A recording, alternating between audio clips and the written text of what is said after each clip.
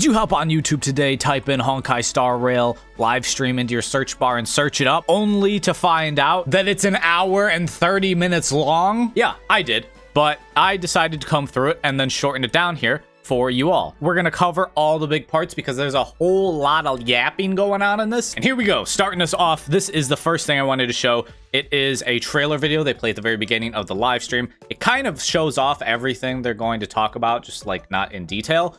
I will put timestamps for every topic I'm going to discuss here, timestamps for the actual live stream. So if you want to go into the live stream and listen to what they, the Honkai people, to actually say about it, not just me, or you want to watch this trailer like with sound, because I'm not going to have the actual sound on because I know YouTube is going to copyright strike me because they love to do that with these live stream things. It infuriates me, but they love to do it.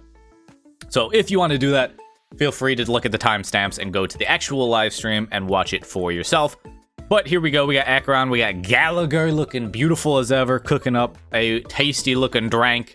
Looks very sugary, to be honest. Does look tasty though. This trailer, as I said, kind of a breakdown of everything they're going to talk about. We have Acheron in action here. They do show Acheron. They talk about Acheron. We'll get to that when we get there. It's later on. They talk about Gallagher, who was the guy we just saw. They show off some of his gameplay as well as a new 4-star. We have the Clock Studios theme park here, which they're going to discuss a little bit more, but it's a new area. It has like 3 areas inside the theme park, but it's the new area. The theme park is the general term for it. We have Aventurine here, who of course, as one of the new characters coming out in 2.1, they will show some of his abilities and some of his gameplay. And then we have something very interesting involving Aventurine. As you see here, bam! Boss fight with Aventurine. That looks exactly like Gilgamesh from Fate when he like calls all his weapons. Obviously, this is him dropping like coins. Then we have Acheron here. Sick visuals. That key part there, if you played Honkai Impact 3rd, then you are going to recognize, and you know, Acheron, Raiden Mei. They do talk about that. We'll get into that. But that is like the kind of beginning trailer there and kind of sets it up for the whole live stream. So let's now move on to the Acheron stuff, because that's the first important thing they talk about. So after a bunch of yapping from them, we move on to Acheron here, where they show off just some of her animations, her sitting there, her hair changing color, her looking beautiful as ever, slaying some enemies. I cannot wait to pull for her. But then we talk about her skill here. We have her Octobolt Flash here going on. They talk about her gauge, how it's not energy like how normal characters do to ult. It is about debuffs. And the interesting thing here is any debuff applied to enemies, whether it's your team applying the debuff to the enemies, like your characters, whether they show Pella here applying debuffs, or whoever else you have on your team, Silverwolf applying a debuff, even Black Swan, whoever the heck you have applying debuffs. But they also mention that if the enemy applies debuffs to themselves, like when you beat the dogs, I forget their real title, but you know, the dogs, when you beat them and they explode, they apply debuff. This is, see right there, they apply debuff, and that charges her gauge. So every debuff applied charges her gauge. And after some more yapping, we move on to the Quadrivalent Ascendance, which is her technique, which basically you can use this in simulated universe as well, which they talk about, not just in the open world. But when you use it, you one-shot the enemy. You also do get the rewards from taking them out during the simulated universe, which you'll see right here. Bam. You get to pick your blessing and whatnot. They make some jokes about not wanting to hurt any trotters or whatnot. But that's really cool that you can use it in the simulated universe and then in the overworld. And it just saves time, really, because you don't have to do the whole big fight. Just one-shot the little mobs. It's nothing like crazy. You can't do it to like bosses or anything, but you can't do it to the little mobs. They show here that if there's multiple enemies like this, you can chain it, actually. So it makes it real quick and easy. Just move through, bam, bam, bam, bam, and you beat them. Then obviously see with the T-Rex, you couldn't quite do the same, but you could with the little minions. And they also mentioned during this that if you use the ability, but you don't hit an enemy, like right here, it does not take away your technique point. You get to keep your technique point until you actually hit an enemy. Then it will take your technique point. But you can just run around doing this as much as you want, and it won't take your technique point. So that's pretty cool. As you'll see in the subtitles, it's better if you just watch this, so I'm not going to spend too much time. But they kind of talk about how Acheron may be Raiden Mei. They say Acheron isn't her real name. And they talk about how the Honkai universe is like tied together. So people have been wondering about her. They do show like a little clip early on in the trailer, which I mentioned back then, of the girl with the horns, like Raiden Mei. Is it Acheron? They kind of tease towards that, and maybe we'll get some more information in the future. But listen to this if you're interested in that kind of story aspect. Then, after a whole bunch of more yapping after that, we move on to Aventurine. They show off Aventurine here. They talk about his shield ability, where every time your team gets hit, you can see there on Aventurine, actually my head is blocking it, you can see on Aventurine there that his stack goes up. And when it gets to 7, he uses a follow-up attack on the enemy, which can replenish your shield. So it's kind of like a never-ending shield. You getting hit fills up the gauge, and then when your gauge is full, you get the shield again. So pretty sick. Aventurine is looking fantastic. So, you know, gotta make some decisions here, Acheron or Aventurine, or both. If you're that kind of guy, you just been saving up that jade, or you got the credit card on file. Either one of those. They talk about his ultimate inflicting a debuff on the target, which when anyone attacks the character affected by that debuff, they deal increased crit damage. They talk about his technique here, which has the ability to gain defensive boost. It is kind of like gamble. He's a whole gambling type of person. So what kind of defense boost you get is based on what you roll on the roulette wheel. But that's pretty cool for Aventurine. After a little bit more yapping, we move on to the showdown with Aventurine. Where, as you can see here, he is a boss enemy that you will be fighting. The 10 Stonehearts Aventurine stratagems. Basically, what they explain here is you see those dice he summons right there. When he does that, your characters will attack.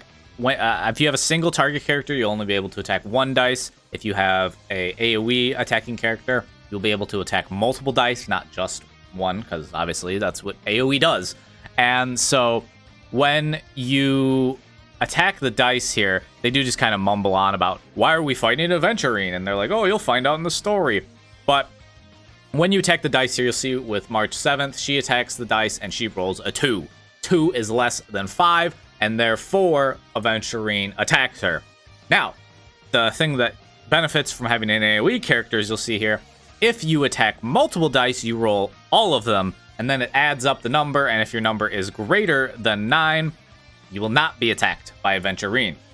So having AoE against this seems pretty useful since you'll avoid being attacked while he does this dice attack thing. And as you can see, various amounts of dice. He had 2 at first, now he's 4. But as you can see there, bam, they're okay. I think they actually gained energy there, and I'm sure there will be more that we learn when we actually get to fight him. But March 7th did not roll above the 5, so she gets attacked.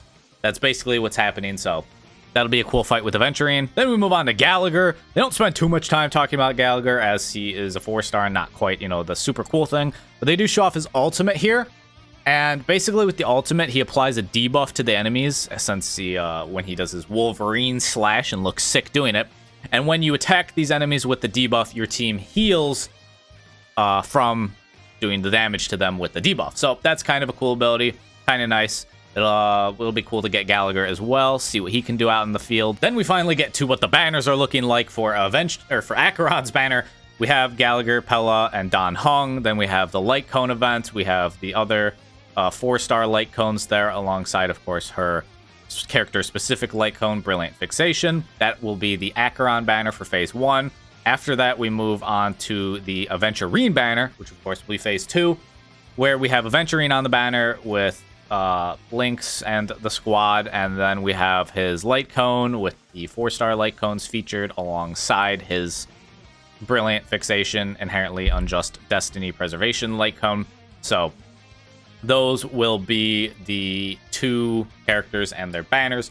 We, of course, also are getting Locha at the same time. He's the rerun character alongside Acheron, and then we have Jinglu as the rerun character alongside Aventurine. So some decisions will have to be made here on who you want to summon for and whatnot, but some pretty big time characters coming back and coming out. So some exciting time for that. Then after that, we get to what I mentioned in the trailer, the Clock Park Studios. This is the new area, alongside also the Dewlight Pavilion, which the little chipmunk here, who is explaining everything, will talk about. And basically these areas, the Clock Studio has 3 separate areas, which, as you can see here, we have the Hamster Ball Park, the Hanu Gang Base, and Clocky's screening area. Those are like the 3 sub areas inside the main overarching area of the theme park, or, you know, Clock Studios theme park. They talk about how there's an underground prop warehouse and kind of various things you can explore throughout the area, trying to get you hyped for that. He then says, aside from that, there's also a new section ready to make its debut, the Dewlight Pavilion. This is Mr. Sunday's place. I believe, if I remember correctly, Mr. Sunday is Robin's brother, who also has the weird wings on the back of his head. He then goes on here after yapping a whole bunch. We have Ascension material for fire-type characters called Raging Heart. That you'll be able to farm, I believe, in these areas from the Stagnant Shadow. Then we have the Passive Abundance Alien Tree Seed Trace material. You'll be able to get these alien tree seeds there.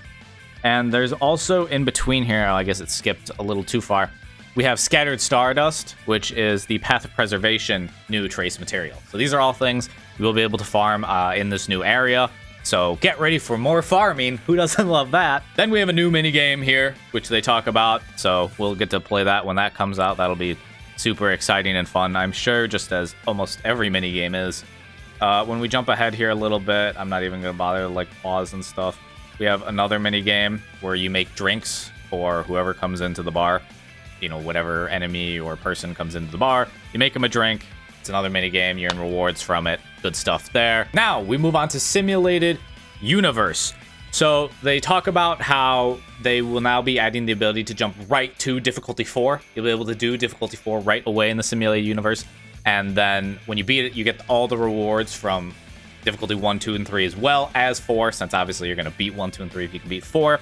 They mentioned something big will be coming in 2.3. They mentioned that you'll be able to claim and redispatch assignments in like one fell swoop now. And also that they've increased the inventory limit for relics. This is just kind of like quality of life stuff they've improved to just make playing the game a little bit more enjoyable. So that's really nice. I always get really excited about these quality of life changes because it's always nice when we get something like that. Then after a lot of yapping, we're into, this is like the anniversary stuff. This is basically like, I guess, Honkai Star Rail Monopoly type game going on here. You roll dice. There's a whole bunch of different things you can land on, earn money. And so this will be fun. Hopefully, we'll see. You know, I don't know. Maybe, I'm sure some people won't like it. I'm sure some people will really love it. We'll see about it when it comes out. Not really a whole lot to be talked about, but, you know, it'll be hopefully a fun time. And then the part everyone wanted to know, for the anniversary, you'll be getting 20 free summons, 20 free ticket pulls, and then you will also be getting in the mail 1,600 stellar jade. So that's 30 free pulls. Normally with each new update you get 10 free pulls, so this is 20 more, 3 times the amount of free pulls for it being anniversary. Maybe some people will be excited about that, maybe some people will be angry. I'm sure people will be angry. People always want to have every unit E6 5-star free when it's anniversary, but this is kind of like the big stuff, their big ticket stuff for the anniversary special event. We have the special passes, the Stellar Jade, the Cosmodicity. I believe this is what they're calling the Monopoly game. We have the first time top-up bonus. So if you have purchased, then the top-up bonus for the first time will be replenished. That's nice if you buy.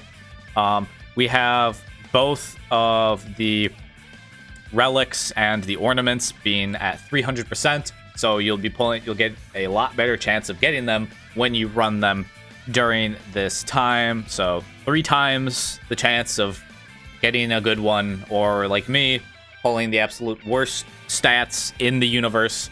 You finally pull that good main stat, and then the substats are all flat, absolute worthless trash, and you just wonder when will be your time that you'll get lucky with the relics.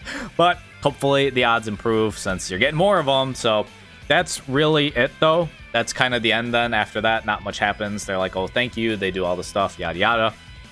More yapping after this. So those are the big moments. Hope this helped you out. Again, if you want to go and actually listen to what they have to say, I have the timestamps down below in my description. And yeah, I'm excited for Honkai's first anniversary. I am excited to pull for Acheron. And I may, if, you know, the stars align, may be able to get Aventurine 2 if we're super lucky. But yeah, this is definitely looking to be cool. Super hyped about 30 free pulls. I'm always hyped about any free pulls. So, you know, getting more than the usual is nice. And yeah, if you enjoyed this video, leave a like, subscribe. More Honkai stuff will be coming out. And hope y'all are staying happy and healthy. And I'll catch you next time.